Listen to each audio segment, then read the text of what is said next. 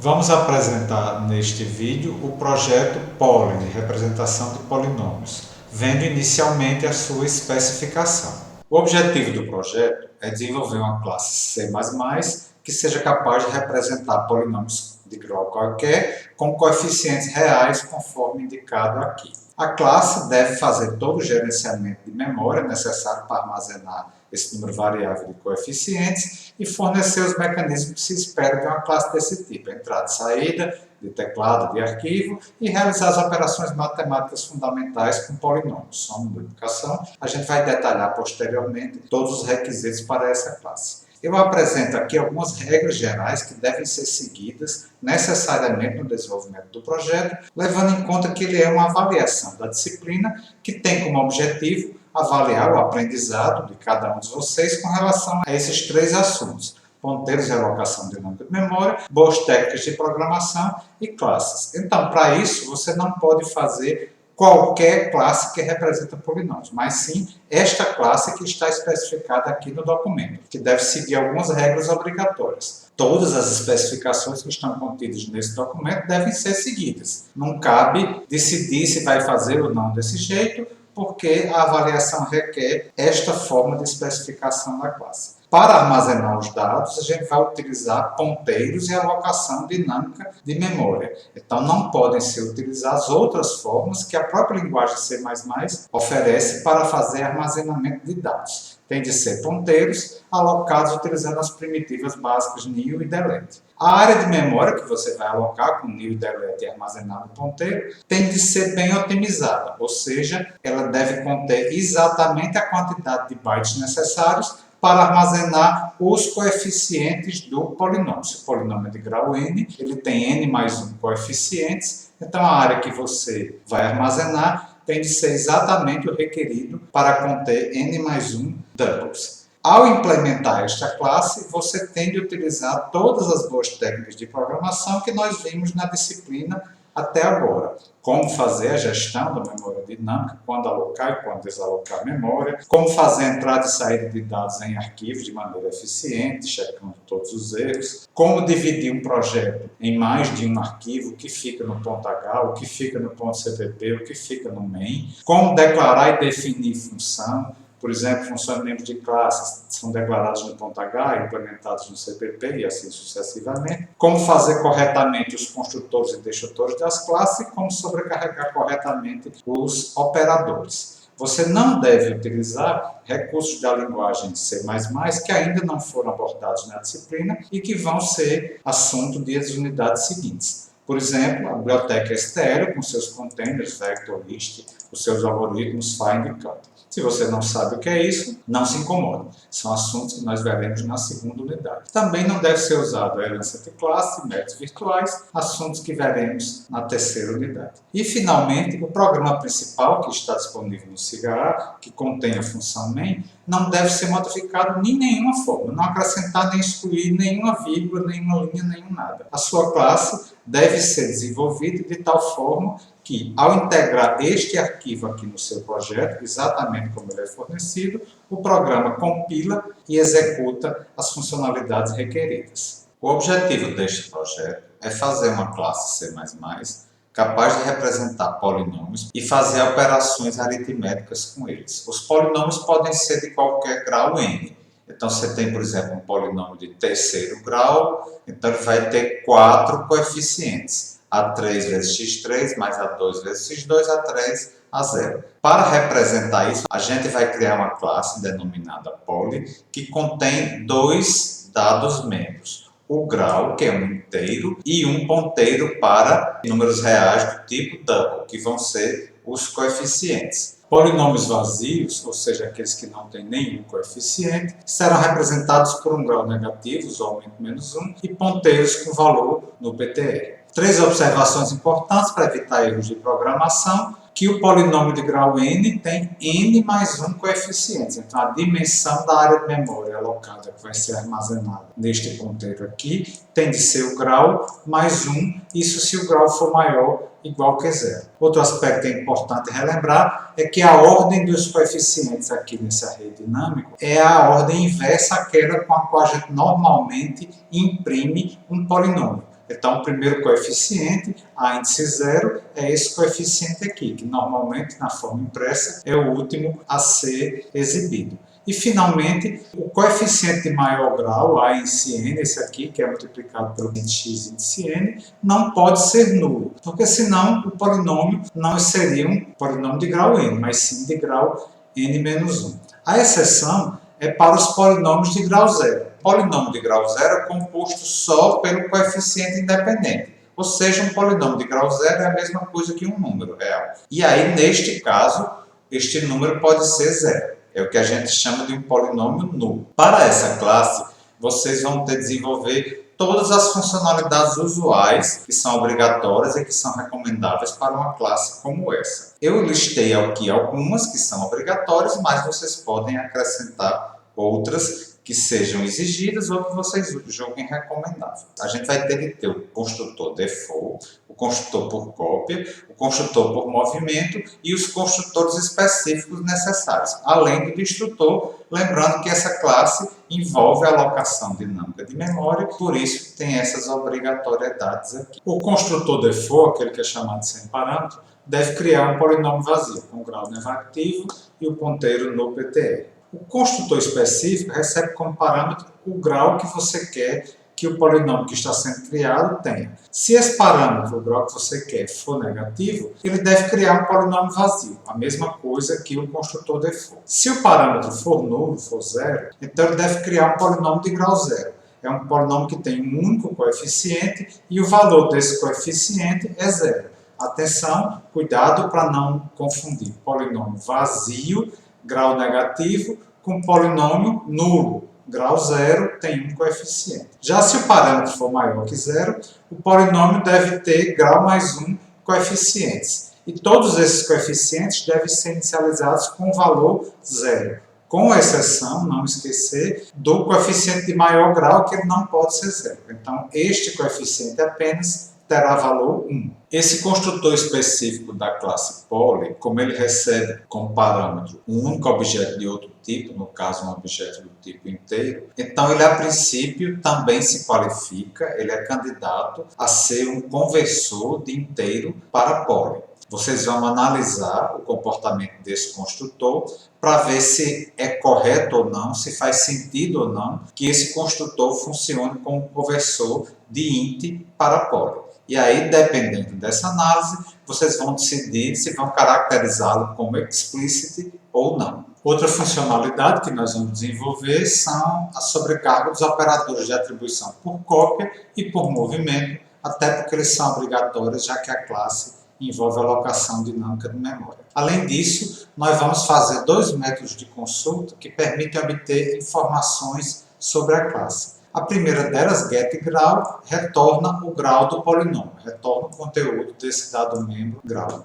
Outro método de consulta é o getCoef, que retorna o valor do iésimo coeficiente do polinômio. Então, se eu botar p.getCoef0, nesse exemplo aqui, o coeficiente 0 é esse, o coeficiente 1 é esse, o coeficiente 2 é esse, então p.getCoef0 deve retornar 6.12. Essa função a gente vai fazer ela suficientemente genérica para, se você pedir, por exemplo, o coeficiente 3, 4, 5, 6, qualquer um coeficiente que não exista para um polinômio qualquer, ele retorna 0, que é o valor matemático disso. P de x aqui eu posso ver como 0 vezes x4 mais 0 vezes x3 mais 3 vezes x2. Então, se eu pedir o coeficiente 3, ele deve retornar 0 sem emitir nenhuma mensagem de erro. Em seguida, nós vamos criar o método setCoef, que permite alterar o valor de um coeficiente do polinômio. Para esta função, você deve passar dois parâmetros, um índice i, dizendo qual coeficiente que você quer alterar, e o novo valor, um double,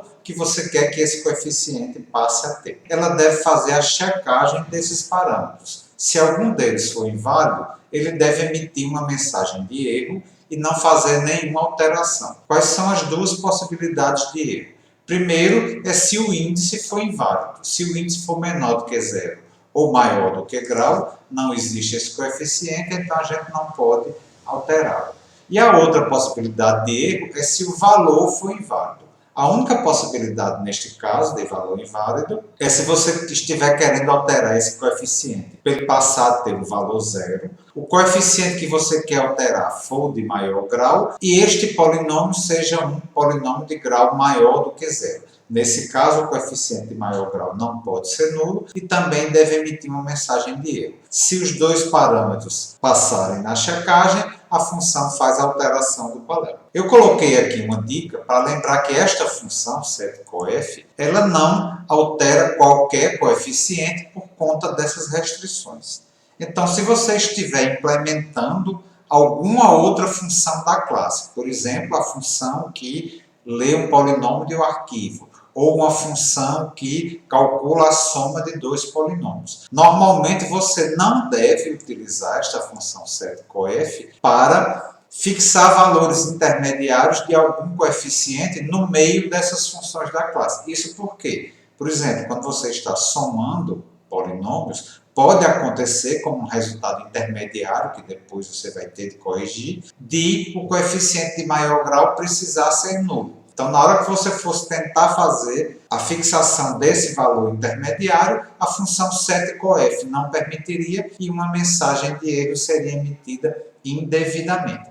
Então, nestes métodos que podem precisar gerar resultados intermediários nulos para o coeficiente de maior grau, você não deve utilizar a função setCoef, e sim a atribuição direta ao elemento do array. A gente vai sobrecarregar o operator colchete para ele ser equivalente ao método de consulta getCoef. Então, se você pedir para imprimir o valor de p.getCoef0, deve ser a mesma coisa que pedir para imprimir p-índice 0. No caso, o operator colchete não deve ser reimplementado refazendo o código que já foi feito no getCoef. A gente simplesmente implementa o operator colchete chamando o método getCoef. Em seguida, nós vamos implementar uma função de alteração de classe, a função recriar, altera o grau do polinômio em cima do qual ela é chamada. Então, se você chama p.recriar5, o polinômio p deve passar a ser de grau 5. Para isso, os coeficientes do polinômio serão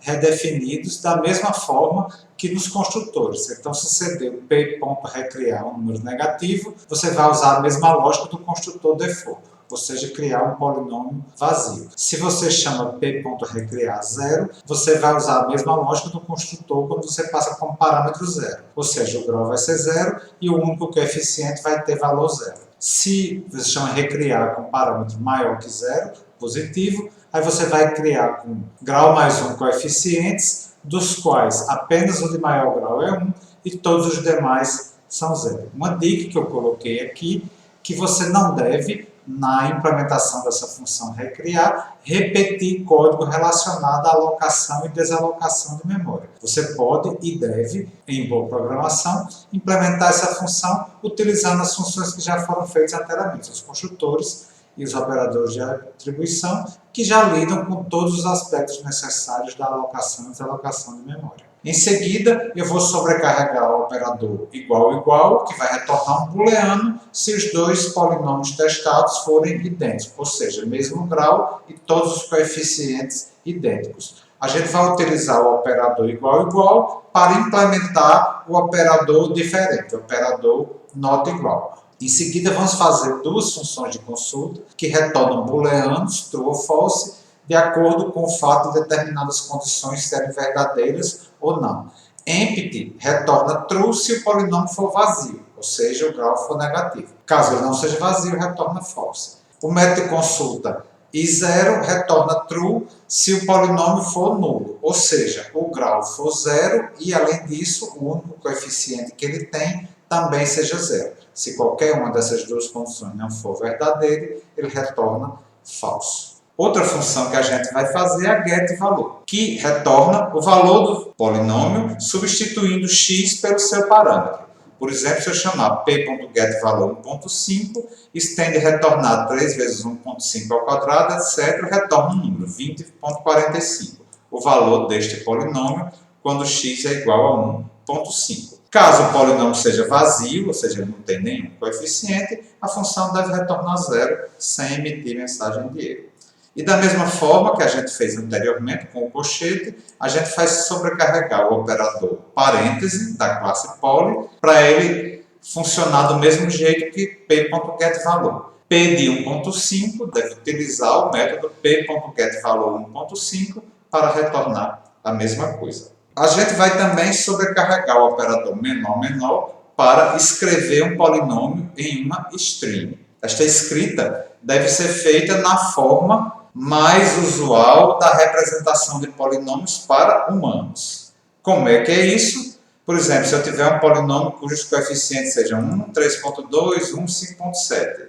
Então, esse coeficiente aqui é 1. Eu não vou colocar 1 vezes x3 porque isso não é usual. E assim vai, fazendo as adaptações para os coeficientes negativos, unitários ou nulos. Se tem um coeficiente zero, então o termo inteiro, eu não vou botar 0 vezes x ao cubo. Para implementar essa impressão, já tem o algoritmo aqui feito. É só vocês seguirem ao pé da letra que já faz todos esses testes, se ele é zero, se ele é negativo, se ele é igual a 1. Na próxima fase, nós vamos sobrecarregar o operator maior para permitir que o usuário digite um polinômio via teclado. Esse operador não deve pedir que o usuário digite o grau, porque isso já deve ter estabelecido anteriormente. Ele vai pedir a digitação dos coeficientes. Lembrar que você tem que testar se na digitação o usuário não está tentando colocar coeficiente de maior grau em um polinômio que não seja de grau zero, se ele não está tentando fazer esse coeficiente ser igual a zero. Se for o caso, deve solicitar que ele digite novamente até que o valor digitado seja não nulo. A digitação deve iniciar da forma mais usual para humanos, ou seja, vai começar de maior grau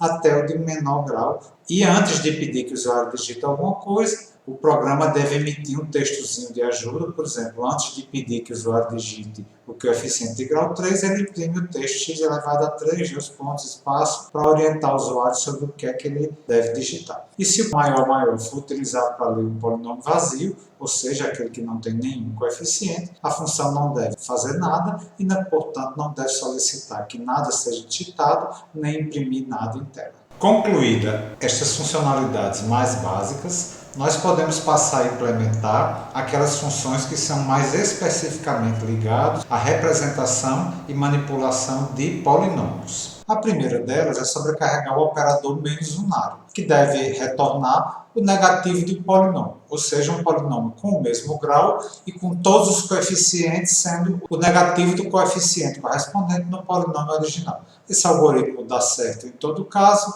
apenas talvez seja interessante você, antes de entrar no algoritmo geral, prever o caso especial dos polinômios vazios, já que ele não tem nenhum coeficiente. Então, se o polinômio para o qual você quer o negativo é vazio, você já usa a regra que o negativo de um polinômio vazio é um polinômio vazio também e já retorna logo o resultado, excetuado esse caso, entra no algoritmo geral. Em seguida, nós vamos implementar a soma e a subtração de polinômio, ou seja, a sobrecarga dos operadores mais e menos binários. Para essas operações, os casos mais especiais, que a gente pode prever um tratamento específico, são os polinômios vazios e nulos. Para qualquer um deles, eles devem se comportar como um zero na soma. Então, qualquer coisa somado ou subtraído de um vazio dá qualquer coisa. Um vazio somado ou subtraído de qualquer coisa dá mais ou menos essa qualquer coisa. Uma qualquer coisa somado ou subtraído de um nulo dá qualquer coisa, desde que qualquer coisa não seja vazio, porque a gente tem que fazer primeiro essa regra aqui. Nulo mais ou menos qualquer coisa dá mais ou menos qualquer coisa. Em seguida, a gente cai no caso geral. A regra geral é que, na soma ou subtração de dois polinômios, o resultado vai ter o grau equivalente ao maior grau dos dois polinômios que estão sendo somados ou subtraídos. Então, se eu estou somando de segundo grau com de quarto grau, o resultado vai ser de quarto grau. E cada coeficiente do resultado vai ser a soma dos coeficientes nos dois polinômios que estão sendo somados. O problema é que esses polinômios podem ter graus diferentes. Estou somando com segundo, com quarto grau, aí não tem todos os coeficientes para ser somado. Uma dica é que não é necessário nem eficiente fazer testes para saber se o primeiro tem grau maior que o segundo maior grau que o primeiro, porque você pode fazer uma regra geral. Cria o polinômio com o maior, a função max dos graus dos dois polinômios, e em seguida, para calcular os coeficientes do resultado, em vez de somar coeficiente com coeficiente que pode não existir, você soma o getCoef de um com o getCoef de outro. GetCoef é aquela função de consulta que nós já implementamos, que caso o coeficiente não exista, ela retorna zero. Então, ela sempre dá um valor válido e zero mais alguma coisa dá alguma coisa. Então, nos casos dos coeficientes inexistentes, a soma vai dar certo. Uma observação que é muito importante lembrar é que mesmo fazendo esse caso geral, pode acontecer de você somar dois polinômios e o grau não ser o maior dos dois graus. Por quê? Porque pode haver cancelamento do coeficiente de maior grau. Por exemplo, aqui eu tenho um polinômio de segundo grau, menos 3x2 mais alguma coisa, e aqui tem outro polinômio de segundo grau, 3x2 menos alguma coisa. Pela regra, segundo grau mais segundo grau daria um polinômio de segundo grau, mas o resultado aqui é 5, polinômio de grau zero. Por quê? Menos 3x2 cancelou com 3x2 e mais 5x cancelou com menos 5x. Quando isso acontecer, ou seja, quando os coeficientes de maior grau se cancelarem na soma ou subtração, a gente vai precisar alterar, vai precisar reduzir a dimensão do polinômio resultante. Para que a gente possa fazer esta redução, essa condição tem que ser detectada. Eu vou ter que detectar que o coeficiente de maior grau foi zero. Então, essa é mais uma situação onde eu não vou poder utilizar a função setCoef. Se eu fizer setCoef, coeficiente de maior grau, como sendo a soma de menos 3 com 3, o resultado da soma daria zero. Se eu tentar atribuir o coeficiente de maior grau do resultado como sendo zero, a função setCoef não fará isso. E aí, o meu teste de que é necessário ou não uma redução de grau não detectará corretamente a situação. Por isso, eu tenho de atribuir diretamente ao elemento do array. Uma sugestão de como implementar a soma ou subtração, tendo em vista essa possibilidade de o resultado da soma ou da subtração ter um grau menor do que o esperado, é você fazer a implementação inicialmente sem se preocupar com essa possibilidade. Depois de calculado o resultado, você vai calcular o novo grau do polinômio. Você assume que ele inicialmente é igual ao grau, enquanto este novo grau for maior que zero, ou seja, houver a possibilidade de reduzir, e o coeficiente referente a esse novo grau for zero, faça novo grau ser novo grau menos 1. Então, se no final este novo grau for diferente do grau original, quer dizer que precisa fazer uma redução.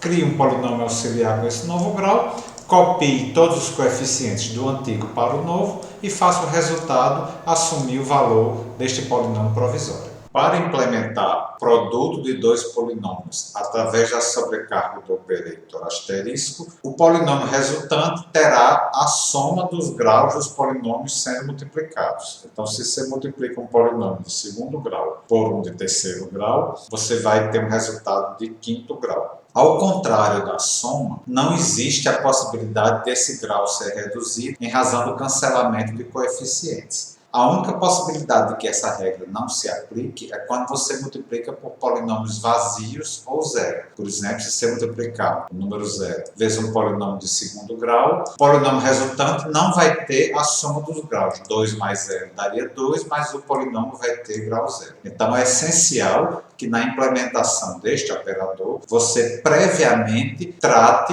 os casos excepcionais, ou seja, produto por polinômios vazios e polinômios nulos. Sendo feito previamente o tratamento desses casos, aí todos os demais produtos entram no caso geral, que você tem aqui o algoritmozinho, relembrando como é que se calcula o coeficiente do produto. Em seguida, você vai sobrecarregar os operadores barra e porcento para implementar respectivamente a divisão e o resto da divisão entre dois polinômios. Para fazer isso, o que a gente sugere é que você implemente uma única função que faz a divisão e calcula tanto o quociente quanto o resto.